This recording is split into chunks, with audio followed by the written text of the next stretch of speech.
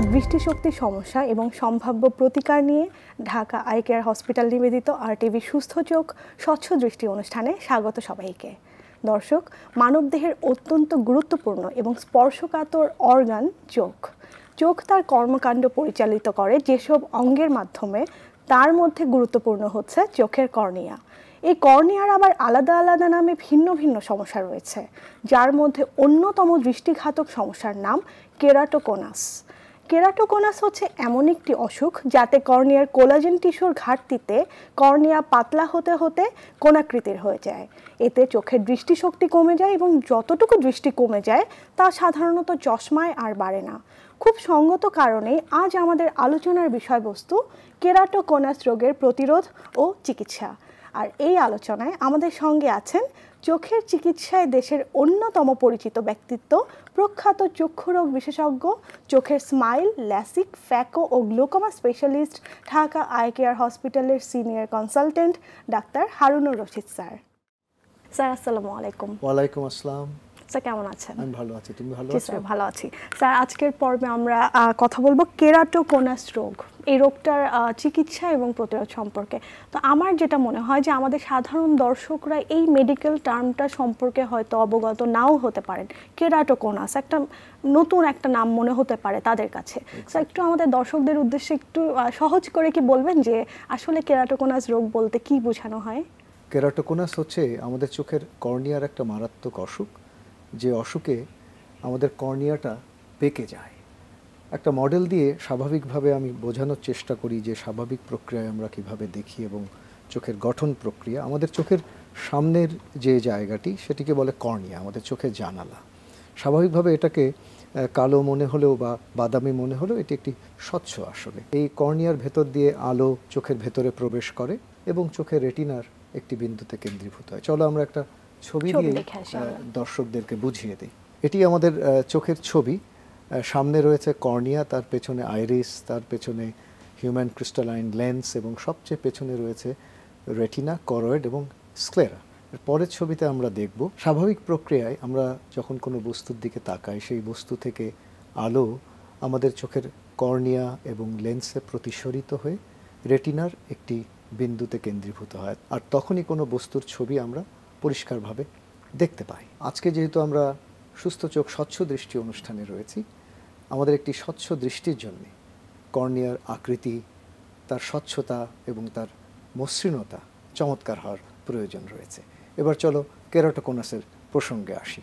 আসলে কেরাটোকোনাস এমনই একটি চোখের কর্নিয়ার অসুখ, মারাত্মক অসুখ, যে অসুখে আমাদের কর্নিয়া ধীরে ধীরে পাতলা হতে থাকে, কর্নিয়ার বক্রতা বৃদ্ধি পেতে থাকে এবং আমাদের কর্নিয়াটা সামনের দিকে স্ফীত হয়ে কোণের আকার ধারণ করে। আসলে কেরাটোকোনাস শব্দটির প্রথম যে অংশ, কেরাটো মানে কর্নিয়া, এই শব্দটি এসেছে গ্রিক শব্দ থেকে এবং কোনাস শব্দটি এসেছে ল্যাটিন শব্দ থেকে। কোনাস মানে কোণের মতো, অর্থাৎ কেরাটোকোনাস মানে হচ্ছে কোণের মতো কর্নিয়া। চলো একটা ছবি দিয়ে দর্শকদেরকে আবার বুঝিয়ে দিই। এই ছবিতে লক্ষ্য করো, বাম দিকের ছবিতে একটি স্বাভাবিক কর্নিয়া, তার বক্রতা স্বাভাবিক রয়েছে, কিন্তু ডান দিকের ছবিতে লক্ষ্য করো যে কর্নিয়ার কেন্দ্র পাতলা হয়ে গেছে, কর্নিয়া বেঁকে গেছে এবং কর্নিয়া কোণের আকার ধারণ করেছে। এটি হচ্ছে আমাদের কেরাটোকোনাস রোগ। আচ্ছা স্যার, কেরাটোকোনাস রোগটি সম্পর্কে আপনি বললেন এতক্ষণ, তো মানে এটার পিছনে আসলে কারণটি কি, কেন এরকম হয়? খুবই কঠিন প্রশ্ন। আসলে কেরাটোকোনাস কেন হয় এই বিষয়ে অনেক গবেষণালব্ধ তত্ত্ব রয়েছে, তবে কোনো গবেষণালব্ধ তত্ত্বই এখনো পর্যন্ত প্রমাণিত এবং নিশ্চিত বলে বিবেচিত হয়নি। তবে কিছু কিছু ফ্যাক্টর রয়েছে, যেমন জেনেটিক ফ্যাক্টর, আমাদের ডিএনএতে কিছু পরিবর্তন হয় সেটির কারণে, এবং এনভায়রনমেন্টাল বা পরিবেশগত কারণে, আরেকটি পারিবারিক। কিছু কিছু ক্ষেত্রে দেখা যায় যাদের পরিবারে কেরাটোকোনাস রয়েছে তাদেরও কেরাটোকোনাস হতে পারে। আমি ছবি দিয়েই বুঝিয়ে দিই। আসলে আমাদের কর্নিয়ার বেশ কতগুলো স্তর রয়েছে, যেমন এপিথেলিয়াম, বাউমেন্স মেমব্রেন, স্ট্রমা, ডেসিমেটস মেমব্রেন, এন্ডোথেলিয়াম। পরের ছবিতে আমরা দেখব এই কোলাজেন ফাইবারগুলোর মধ্যে বন্ডিং থাকে।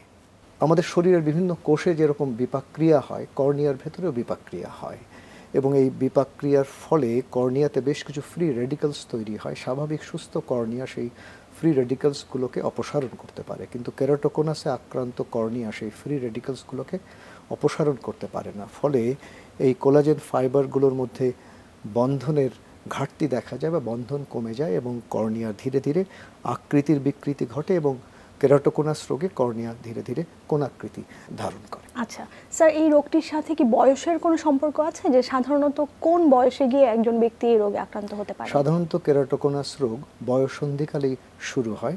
সচরাচর এই রোগটি দেখা যায় 10 থেকে 30 বছর বয়সের মধ্যেই শনাক্ত হয়। ধীরে ধীরে এই রোগটির ক্রমবৃদ্ধি ঘটতে থাকে এবং সাধারণত 40 বা 50 বছর বয়সে এসে কেরাটোকোনাস রোগটি থেমে যায়। আচ্ছা স্যার, নারী পুরুষ সকলেরই কি এই রোগটি হতে পারে? হ্যাঁ, নারী পুরুষ সকলেরই এই রোগটি হতে পারে। কিছু গবেষণায় দেখা গেছে নারীদের বেশি হয়েছে, আবার কিছু গবেষণায় দেখা গেছে পুরুষের বেশি হয়েছে, আবার সাম্প্রতিক গবেষণায় দেখা গেছে যে নারী পুরুষ উভয়েরই সমানভাবে এই রোগটি আক্রান্ত করে এবং পুরনো গবেষণায় দেখা গেছে যে প্রতি 2000 জন মানুষের ক্ষেত্রে একজনের কেরাটোকোনাস থাকতে পারে। তবে সাম্প্রতিক গবেষণায় দেখা গেছে যে প্রতি 500 জনের মধ্যে একজনের কেরাটোকোনাস রোগ থাকতে পারে। আচ্ছা স্যার, এই রোগটি যদি কারো হয় সেক্ষেত্রে তার কি দুই চোখেই রোগটি হতে পারে নাকি যে কোনো এক চোখে হয়ে থাকে সাধারণত? খুবই চমৎকার একটি প্রশ্ন। আসলে কেরাটোকোনাস রোগ সাধারণত দুই চোখেই হয়, তবে কদাচিৎ এক চোখে হতে পারে এবং অনেক ক্ষেত্রেই দেখা যায় যে কোনো একটি চোখে এই কেরাটোকোনাস রোগের যে ক্রমবৃদ্ধি এবং তার যে প্রবলতা অন্য চোখের চাইতে একটু বেশি দেখা যায়। অর্থাৎ কেরাটোকোনাস রোগ সাধারণত কোনো একটা চোখে বেশি হয় এবং কোনো একটা চোখে কম হয়। স্যার, এই রোগটিতে আক্রান্ত হবার জন্য মানে ঝুঁকিপূর্ণ গ্রুপে কারা আছেন বা কাদের মধ্যে ঝুঁকিটা বেশি? প্রথমে আমরা বলেছি যে এই রোগটি সাধারণত বয়ঃসন্ধিকালেই হয়, সুতরাং সাধারণত এই রোগটি কিশোর এবং তরুণ বয়সেই বেশি হয়। আরেকটি বিষয় হচ্ছে যে পারিবারিক ইতিহাস। 10% ক্ষেত্রে দেখা যায় যে যাদের পরিবারে কেরাটোকোনাস রয়েছে তাদের কেরাটোকোনাস হতে পারে। সবচেয়ে বড় যে ঝুঁকি আমি ছবি দিয়ে বুঝিয়ে দিই সেটি হচ্ছে যে আই রাবিং, অর্থাৎ অভ্যাসগতভাবে যারা চোখ কচলায় তাদেরই কেরাটোকোনাসের ঝুঁকি সবচেয়ে বেশি। এর পরের ছবিতে আমরা দেখব যাদের অ্যাটোপি বা অ্যালার্জি রয়েছে, ধরো শ্বাসকষ্ট বা চামড়ায় যে এক্সিমা হয় যেটাকে আমরা অ্যাটোপিক ডার্মাটাইটিস বলে থাকি, বা নাকের অ্যালার্জি বা অ্যালার্জিক রাইনাইটিস, বা চোখের অ্যালার্জিক কনজাংটিভাইটিস, চোখ যাদের চুলকায় তাদের হতে পারে। বিভিন্ন গবেষণায় দেখা গেছে যাদের এই ধরনের অ্যাটোপি বা অ্যালার্জি রয়েছে তাদের যেমন কেরাটোকোনাসের সম্ভাবনা বেশি, বা যারা চোখ কচলায় বা চুলকায় তাদেরও কেরাটোকোনাস হওয়ার সম্ভাবনা বেশি থাকে। এছাড়া কিছু জেনেটিক ডিজিজ রয়েছে যেমন Marfan syndrome, Down syndrome, Ehlers Danlos syndrome, এছাড়া থাইরয়েডের কিছু অসুখেও এটি হতে পারে। এছাড়া যারা শুষ্ক পরিবেশে বা ধূলিময় পরিবেশে যারা থাকে তাদেরও কেরাটোকোনাসের ঝুঁকি বেশি থাকে, বা কিছু কিছু দেশ যেমন ধরো নিউজিল্যান্ড বা মিডল ইস্টে যেখানে প্রখর রৌদ্রে মানুষ কাজ করে, আল্ট্রাভায়োলেট রেডিয়েশন এক্সপোজারের কারণেও তাদের কেরাটোকোনাস হতে পারে। আবার ভৌগোলিক কিছু কারণও রয়েছে, যেমন দেখা গেছে যে যারা কৃষ্ণাঙ্গ বা আমরা যারা এশিয়াতে আছি, বাংলাদেশ, ভারত, পাকিস্তান, এখানে কেরাটোকোনাসের সংখ্যা শ্বেতাঙ্গদের চাইতে আবার বেশি, পশ্চিমা দেশগুলোর চাইতে আবার বেশি। স্যার, আমরা এখন একটি ছোট্ট বিরতিতে যাব, বিরতির পর আবার ফিরে আসছি। নিশ্চয়। দর্শক, চোখের কেরাটোকোনাস রোগ প্রতিরোধ ও চিকিৎসা নিয়ে ঢাকা আই কেয়ার হসপিটাল নিবেদিত সুস্থ চোখ স্বচ্ছ দৃষ্টি অনুষ্ঠানে আজ আমাদের সঙ্গে রয়েছেন বিশিষ্ট চক্ষু চিকিৎসক, ঢাকা আই কেয়ার হসপিটালের সিনিয়র কনসালটেন্ট, চোখের স্মাইল, ল্যাসিক, ফ্যাকো ও glaucoma specialist doctor Harunur Rashid sir. ফিরছি সংক্ষিপ্ত সময় বিরতি শেষে, সঙ্গেই থাকবেন।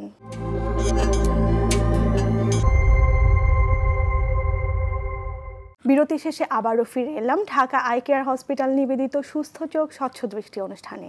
কেরাটোকোনাস রোগের প্রতিরোধ চিকিৎসা নিয়ে আজ আলোচনা করছেন গণমাধ্যমের পরিচিত জন, স্বনামধন্য চক্ষু চিকিৎসক, ঢাকা আই কেয়ার হসপিটালের সিনিয়র কনসালটেন্ট, চোখের স্মাইল, ল্যাসিক, ফ্যাকো ও glaucoma specialist doctor Harunur Rashid sir. ফিরছি আলাপে। স্যার, বিরতিতে যাবার আগে ক্রমবৃদ্ধির কথা বলছিলেন যে বয়সের সাথে সাথে ক্রমবৃদ্ধি ঘটে, তো এই যে ক্রমবৃদ্ধি সেটার কি কোনো ধাপ বা কোনো পর্যায় আছে? অবশ্যই রয়েছে, 4টে ধাপ রয়েছে। একটি হচ্ছে প্রাথমিক ধাপ, যেটাকে আমরা আর্লি কেরাটোকোনাস বলি। এক্ষেত্রে অনেক ক্ষেত্রে কোনো উপসর্গ থাকে না, রোগীদের সামান্য একটু চশমা দিলেই তারা পরিষ্কার দেখতে পায়। এর পরের যে ধাপটি সেটি হচ্ছে মডারেট কেরাটোকোনাস বা মাঝারি কেরাটোকোনাস। এর পরের যে ধাপটি রয়েছে সেটি অগ্রসরমান কেরাটোকোনাস বা অ্যাডভান্স কেরাটোকোনাস। এক্ষেত্রে অনেক সময় কর্নিয়াতে কিছু কিছু রেখা দেখা যায় এবং এদের সাধারণ চশমাতে কাজ হয় না, এদের বিশেষ কন্ট্যাক্ট লেন্স দিতে হয়। আর সবচেয়ে অগ্রসরমান যে ধাপটি, সবচেয়ে শেষ যে ধাপটি, সেটাকে বলে হচ্ছে সিভিয়ার কেরাটোকোনাস বা অতিমাত্রায় কেরাটোকোনাস। এখানে কর্নিয়াতে একটি সাদা দাগ হয়ে যায় এবং সাধারণ চিকিৎসাতে এটা ভালো হয় না, শেষ পর্যন্ত তাদেরকে কর্নিয়া সংযোজন করার মতো অবস্থার সৃষ্টি হয়। আচ্ছা স্যার, এখন একটা সবচেয়ে গুরুত্বপূর্ণ বিষয় আমার যেটা মনে হয় যে দর্শকরাও সেটা জানতে চায় যে এই রোগটার উপসর্গগুলো কি কি বা কি কি লক্ষণ একজন মানুষের মধ্যে প্রকাশিত হয়। চলো ছবি দিয়ে বুঝিয়ে দিই। আমরা বলেছি যে কেরাটোকোনাস রোগে কর্নিয়া ধীরে ধীরে পাতলা হয়ে যায়, তার বক্রতা বৃদ্ধি পায় এবং কর্নিয়া কোণের আকার ধারণ করে। দু ধরনের দৃষ্টির ত্রুটি হয়। প্রথমটি হচ্ছে মায়োপিয়া বা নিকট দৃষ্টিবদ্ধতা, ফলে আলো রেটিনার একটি বিন্দুতে কেন্দ্রীভূত না হয়ে রেটিনার সামনে আপতিত হয়, ফলে আমরা দূরের জিনিস ঝাপসা দেখি। এর পাশাপাশি আরেকটি দৃষ্টি ত্রুটি, সেটিকে বলে অ্যাস্টিগম্যাটিজম বা বিষম দৃষ্টিবদ্ধতা। এই ক্ষেত্রে আলো রেটিনার একটি বিন্দুতে কেন্দ্রীভূত না হয়ে অনেকগুলো বিন্দুতে এলোমেলোভাবে আপতিত হয়, ফলে একজন মানুষ যে কোনো সরল রেখার দিকে তাকালে আঁকাবাঁকা যেমন দেখে, ঢেউ ঢেউ দেখে বা আকৃতির বিকৃতি দেখা যায়, এবং অধিকাংশ ক্ষেত্রেই প্রাথমিকভাবে চশমা দিলেই এরা ভালো দেখতে পায়। কেরাটোকোনাসের ক্রমবৃদ্ধি যখন ঘটতে থাকে তখন রোগীরা এসে বলেন যে তাদের চোখের পাওয়ারের সমস্যাগুলো ঘন ঘন পরিবর্তন হচ্ছে এবং তাদের চশমার পাওয়ার ঘন ঘন পরিবর্তন করতে হচ্ছে। এর পরের ছবিতে আমরা দেখব কেরাটোকোনাসের ক্রমবৃদ্ধি যখন ঘটতে থাকে তখন একজন মানুষের দেখতে অনেক সমস্যা হয় এবং যে কোনো বস্তুর দিকে তাকালে তার আকৃতির বিকৃতি ঘটে। বিশেষ করে অগ্রসরমান অবস্থায় যে কোনো বস্তুর দিকে তাকালে একজন মানুষ একটা জিনিসকে দুটো বা তিনটা দেখে, বা একটা জিনিসের পাশে অনেকগুলো ছায়ার মতো, আপছায়া যেটাকে বলা হয়, সেরকম দেখে, যেটাকে আমরা ঘোস্ট ইমেজ বলে থাকি। এর পরের ছবিতে আমরা দেখব অনেক সময় রাতের বেলা যে কোনো আলোর দিকে তাকালে সেখানে আলোটা ছড়িয়ে যায়, বা আলোর দিকে তাকালে সেখানে বর্ণ বলয়ের সৃষ্টি হয় বা আলোর ঝলকানি দেখা যায়। অর্থাৎ রাতের বেলা চলাফেরা করতে বেশ সমস্যা হয়, এমনকি রাতের বেলা গাড়ি চালাতেও বেশ সমস্যা হয়। আচ্ছা স্যার, এই রোগটির লক্ষণগুলো কি কি? আমি ছবি দিয়ে বুঝিয়ে দিই। প্রাথমিক পর্যায়ে তেমন কোনো লক্ষণ থাকে না, তবে উপরের ছবিতে দেখো সাধারণ অপথলমোস্কোপ যন্ত্র দিয়ে আমরা অয়েল ড্রপলেট রিফ্লেক্স দেখতে পাই এবং রেটিনোস্কোপ দিয়ে আমরা সিজার রিফ্লেক্স দেখতে পাই। নিচের ছবিতে দেখো যে স্লিট ল্যাম্প দিয়ে আমরা কর্নিয়াটা যে বেঁকে গেছে, প্রোট্রুশন হয়েছে, সেটা আমরা বুঝতে পারি। এবং অগ্রসরমান অবস্থায় একজন রোগী নিচের দিকে তাকালে দেখো যে নিচের পাতাটা, আইলিডটা, সেটাও কোণের মতো হয়ে গেছে। এটাকে আমরা বলি মুনসন সাইন। এর পরের ছবিতে আমরা দেখব আরও অগ্রসরমান অবস্থায় এই যে কেরাটোকোনাসের যে পাদদেশ, সেখানে এক ধরনের লৌহকণা ডিপোজিট হয়, যেটাকে আমরা ফ্লেশার রিংস বলে থাকি। উপরে ডান দিকের ছবিতে দেখো ভক্স স্ট্রাই, অর্থাৎ কর্নিয়ার স্ট্রমাতে এক ধরনের রেখার সৃষ্টি হয়, এবং নিচে বাম দিকে লক্ষ্য করো অ্যাকিউট হাইড্রপস, অর্থাৎ এখানে কর্নিয়ার যে ডেসিমেটস মেমব্রেনে ফাটল দেখা যায়, ফলে চোখের ভেতরের অ্যাকুয়াস হিউমার যদিও পদার্থ কর্নিয়াতে প্রবেশ করে, কর্নিয়া ফুলে যায়, প্রচণ্ড ব্যথা হয় এবং ঔষধ বা ড্রপ দিলে 2-3 সপ্তাহের মধ্যে ভালো হয়ে যায়। কিন্তু শেষে সবচেয়ে নিচে ডান দিকে লক্ষ্য করো যে সেখানে কর্নিয়াতে একটা সাদা দাগ পড়ে যায়। এই অবস্থাতে কিন্তু আর অন্য কোনো চিকিৎসা করে লাভ হয় না, কর্নিয়া সংযোজনের মতো অবস্থার সৃষ্টি হয়। আচ্ছা স্যার, এই রোগটিকে আপনারা কিভাবে শনাক্ত করে থাকেন? আমি ছবি দিয়েই বুঝিয়ে দিই। এই কেরাটোকোনাস রোগটি প্রাথমিক পর্যায়ে শনাক্ত করা খুবই কঠিন, তবে সাধারণত রোগীরা যেহেতু এই ধরনের উপসর্গ নিয়ে আসে যে তারা ঝাপসা দেখে, সুতরাং একজন বিশেষজ্ঞের কাছে আসলে উনি যখন প্রথমে অটো রিফ্র্যাক্টোমিটার বা কেরাটোমিটার দিয়ে দেখেন, তখনই উনি যদি সন্দেহ প্রকাশ করেন, তখনই এর পরের ছবিতে আমরা দেখব আমাদের উচিত হচ্ছে যে কর্নিয়ার থিকনেস বা তার যে পুরুতা বা তার যে বেধ, এটা পরিমাপ করা। সেটা আমরা দুভাবে মাপতে পারি, একটি হচ্ছে আল্ট্রাসনিক প্যাকিমিটার দিয়ে, আর একটি হচ্ছে নন কন্ট্যাক্ট প্যাকিমিটার দিয়ে। এর পরের ছবিতে আমরা দেখব কেরাটোকোনাস শনাক্তের জন্য সবচেয়ে গুরুত্বপূর্ণ যে পরীক্ষা, সেটি হচ্ছে কর্নিয়াল টোপোগ্রাফি। এর মাধ্যমে আমরা কর্নিয়ার সামনের একটা মানচিত্র পেতে পারি। এর পরের ছবিতে আমরা দেখব, এই ছবিতে লক্ষ্য করো ঠিক মাঝখানের ছবিতে যে জায়গাটি লাল রয়েছে, ঠিক ওই জায়গাটাতে কেরাটোকোনাস রয়েছে। এর পরের ছবিতে আমরা দেখব সবচেয়ে লেটেস্ট পরীক্ষা হচ্ছে পেন্টাক্যাম কর্নিয়াল টোমোগ্রাফি। এর পরের ছবিতে আমরা দেখব এখানে নিচে লক্ষ্য করো যে চোখের কর্নিয়াটা সবুজ, অর্থাৎ স্বাভাবিক একটি সুস্থ কর্নিয়া।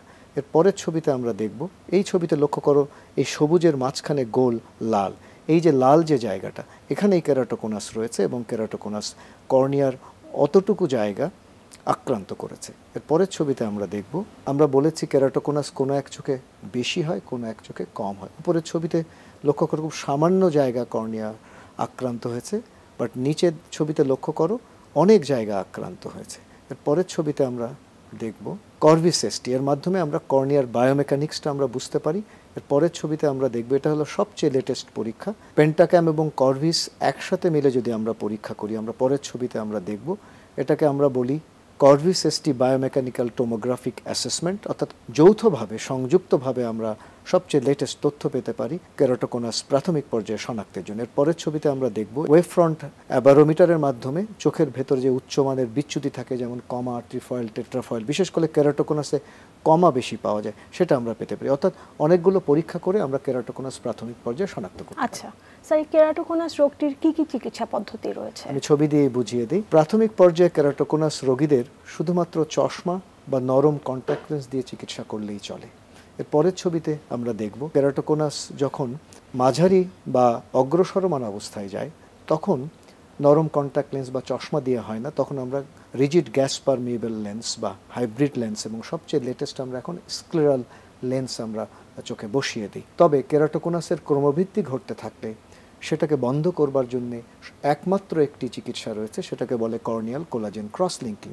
সেক্ষেত্রে রাইবোফ্লাভিন বা এক ধরনের ভিটামিন B2 এবং আল্ট্রাভায়োলেট রেডিয়েশন, এই দুটোর সংমিশ্রণে এক ধরনের রাসায়নিক বিক্রিয়া হয়, ফলে কোলাজেন ফাইবারগুলোর মধ্যে যে বন্ধন সেটা সুদৃঢ় হয়। পরের ছবিতে আমরা দেখব, এই ছবিতে লক্ষ্য করো বাম দিকের ছবিতে ক্রস লিঙ্কিং করবার আগের বন্ধনগুলোর সংখ্যা কম, কিন্তু ডান দিকে লক্ষ্য করো সেই বন্ধনগুলো অনেক হয়েছে এবং কর্নিয়া অনেক বেশি শক্তিশালী এবং মজবুত হয়েছে। পরের ছবিতে আমরা দেখব অতিমাত্রায় অগ্রসরমান অবস্থায় আমরা চোখের কর্নিয়ার ভেতরে ইন্ট্রাকর্নিয়াল রিং সেগমেন্ট বসিয়ে দিই।